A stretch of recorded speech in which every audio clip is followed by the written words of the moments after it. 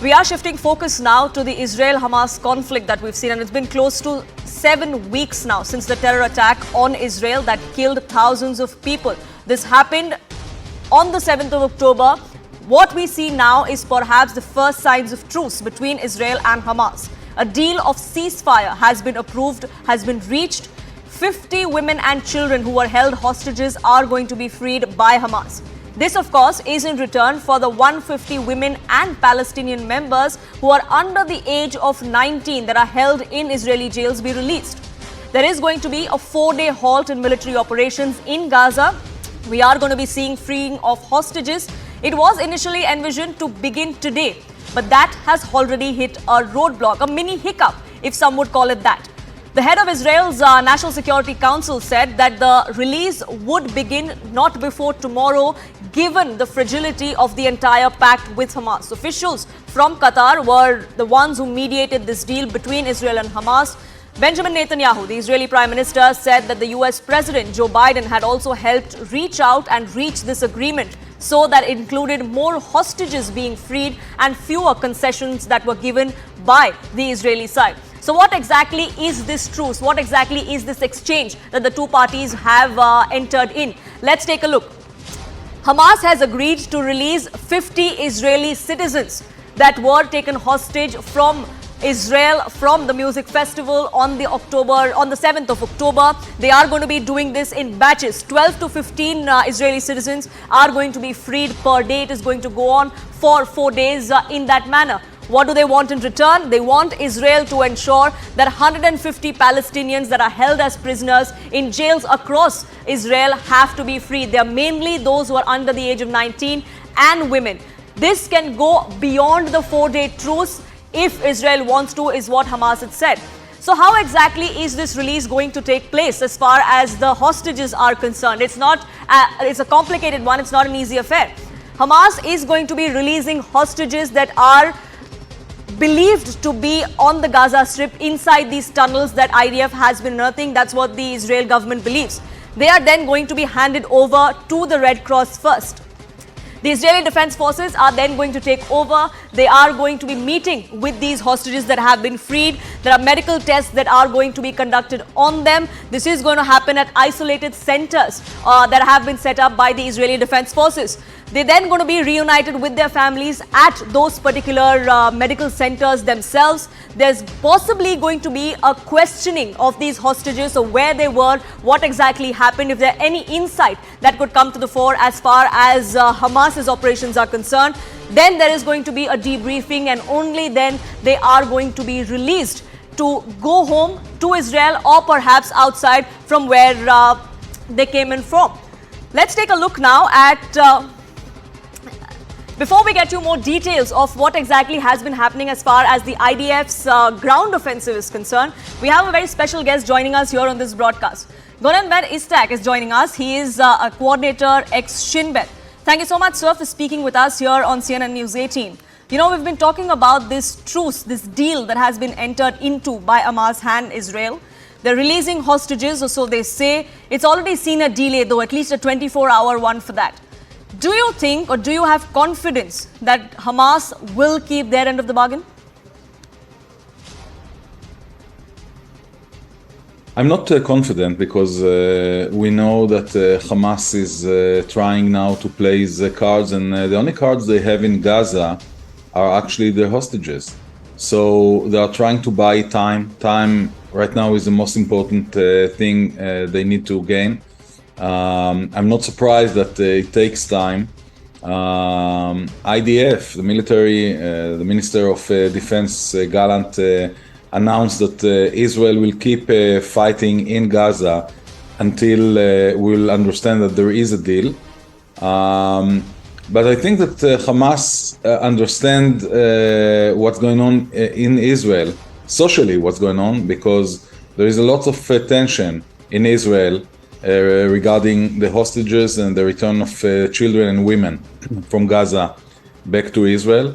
And I can tell you sincerely that most of us, all the people of Israel, are holding their breath, expecting them to return. But where do you think, sir, these hostages have been kept? You know, it's been 47 days since we saw the attack. And if I may say so, Hamas has had an upper hand as far as the whereabouts of these hostages are concerned. The world is completely clueless. In the Gaza Strip, what we see on the top of Gaza Strip, the buildings, the cities, is only a part of the story. The real story is the underneath city that they built during the years underneath the Gaza Strip. And they have thousands of kilometers of tunnels underneath Gaza. Gaza is built on limestone, so it's very easy to dig tunnels, rooms, bunkers inside the limestone. And it is very, very hard. I'm saying from the intelligence point of view, to bring vivid, actual intelligence while they can move the hostages back and forth all the time. It's very, very hard to get the information about it. But you know, this exchange is coming, many would say, at a high cost. Palestinian prisoners are being freed in exchange of these hostages. Do you think that could actually arm the Hamas further? This war would be prolonged even further? From my point of view, right now, the most important goal of Israel is bringing back the people that were kidnapped into Gaza and actually were abandoned by the state of Israel, the government, military, when they were kidnapped into Gaza. Bringing them into Gaza and making them hostages is a war crime. But this is what happened. I say this is the cruel, ugly reality that we're living in. The state of Israel has a very strong obligation to bring them back. We had many years since the creation, the foundation of Hamas in 1987 until now to fight Hamas and destroy their military abilities and other terrorist abilities. Israel didn't do it. I don't think that there is any necessity to finish the work now. First, we need to bring them back, and this means that we will need to pay. The price is very high because, you know, Yahya Sinwar, maybe people don't realize, Yahya Sinwar was a prisoner in the Israeli prison. He was released during the last agreement when one soldier, kidnapped soldier, Gilad Shalit, was released for the exchange of thousands of prisoners, many of them murderers, people that committed very hard terror attacks, including Yahya Sinwar. So we know today, after the agreement, that those people, by the way, Yahya Sinwar, when he was released, he signed papers that he will not go back to terrorism. I don't think that anybody expected that he will stand for this promise. But anyway, we know what is the price, and yet the obligation, the unwritten contract between the state of Israel and the people that lived in southern Israel is that Israel should keep them safe and bring them back home, even if we pay a high price. And later, when all the hostages will come back, then we have enough time to fight Hamas, destroy Hamas. And from my point of view, because of this October 7th massacre, all the members of Hamas, the known members in our list, in the Shin Bet, in the Secret Service of Israel, should pay a very high price for being members of Hamas. Sure, but like you admitted, sir, that there is a high price. So are you saying that Israel does have a plan B to fight the repercussions of this deal, if there are any? Yeah, and I think that the Chief of Staff, Head of the Israel Secret Service and the Minister of Defense said to the government and to the cabinet that Israel and the military are prepared to stay in Gaza, to wait during the ceasefire, and then when they'll get the order to go back to fight, the military knows how to do it, and this is what will happen, and I hope that the deal will be successful. That's really what people around the world are also hoping. But we are also seeing the ground offensive of the IDF that is also escalating even as we speak. But many people are saying that the kind of evidence that the IDF is putting out, the kind of stockpile that we're seeing under these tunnels, inside these tunnels under the hospitals, they're all planted. How do you respond to that? I respond that on October 7th, Hamas decided to enter Israel, kill women, children, elderly, kidnap people, rape and kill young women inside Israel, and they are responsible for the retaliation. The question where a Kalashnikov was found, was it inside the tunnel of the Shifa hospital or somewhere else? And by the way, I truly believe the IDF spokesman, okay? I'm not saying that what they claim is true, but I'm just saying it's not important. What important is what happened on October 7th, and the fact that Yahya Sinwar and the leadership of Hamas decided to destroy Gaza because they knew what will be the outcome of their catastrophic behavior in Israel. We didn't ask for this war. Israel is not perfect. And for me, as an Israeli citizen, for almost 10 years, I have criticism about my government. But this doesn't mean that they have the right to enter Israel, to kill people, to do whatever they did against civilians. And you know, they say, we kill young Jew babies because they are soldiers. They are soldiers because they will grow up and join the Israeli army, so we need to kill them when they are young. This is how they see it. And now they are talking about where we found the Kalashnikov. It's really not important. Sure, but there has been collateral damage, and an obvious one at that, on both sides. Children have been killed on both sides, and we're seeing those pictures coming out of hospitals from Gaza as well. Do you think, in your opinion, that perhaps Israel could have approached this offensive a little bit differently? Yes. Yes, I see the pictures. I'm concerned about the pictures. I'm not happy to see young Palestinian children that get killed or hurt during the war.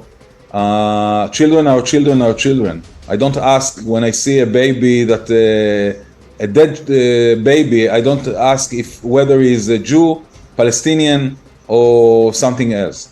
Baby is a baby, and I'm concerned about it. And I hope, I know that Israel is obliged to the international law, and I hope that this is the way Israel will keep the war.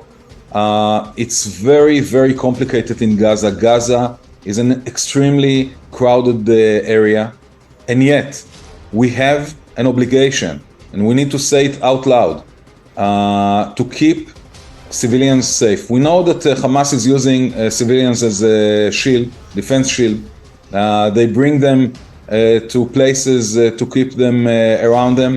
And yet, you know, during the Second Intifada, I was in charge of Ramallah area. We had terrible terror attacks coming from Ramallah, and we were about to assassinate one of the leaders of those attacks. And one day we have operational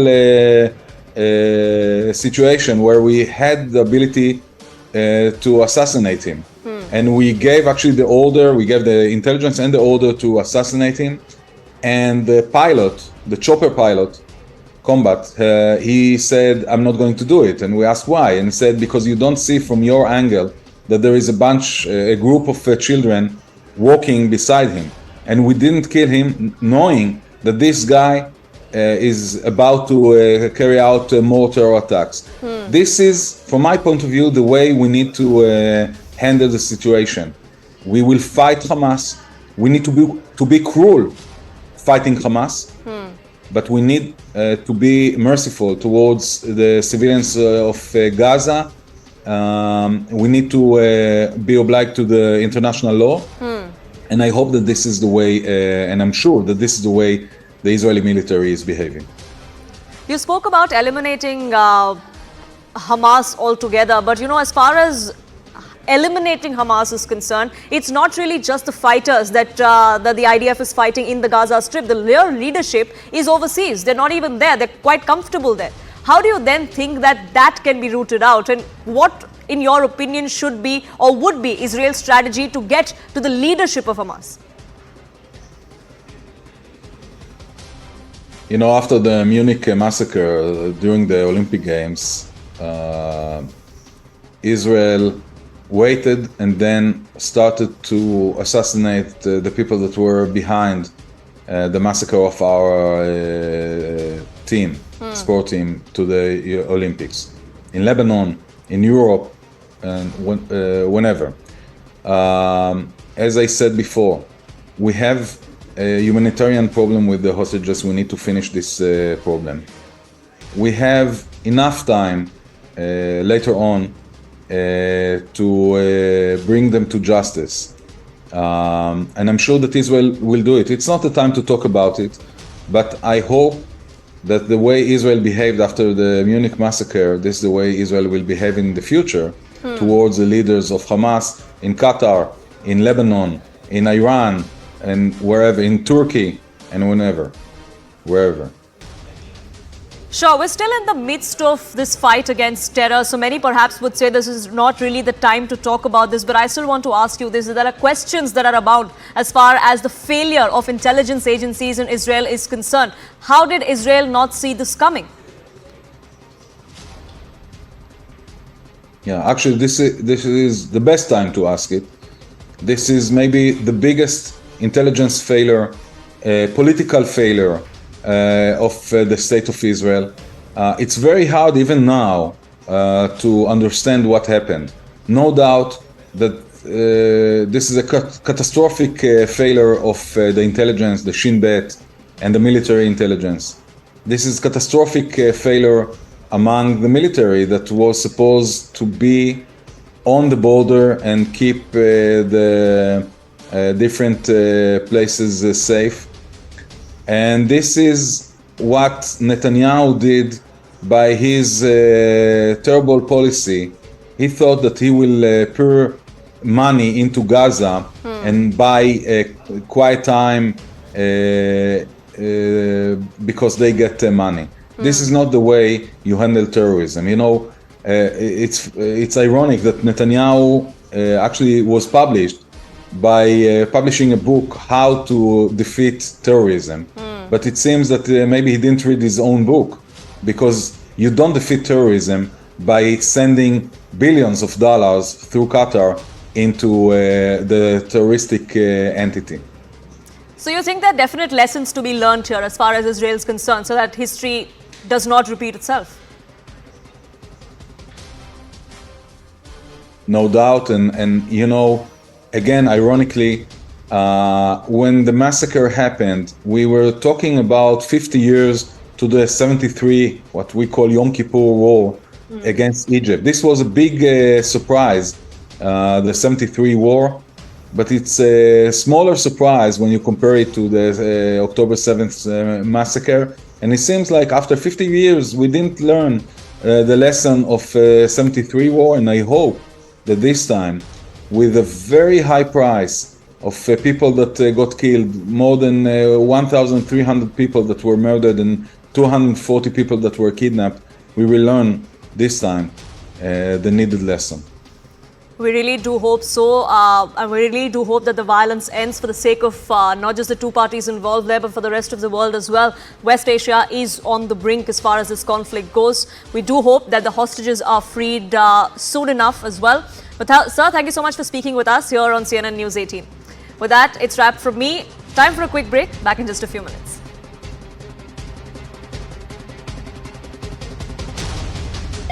Hello, Moto.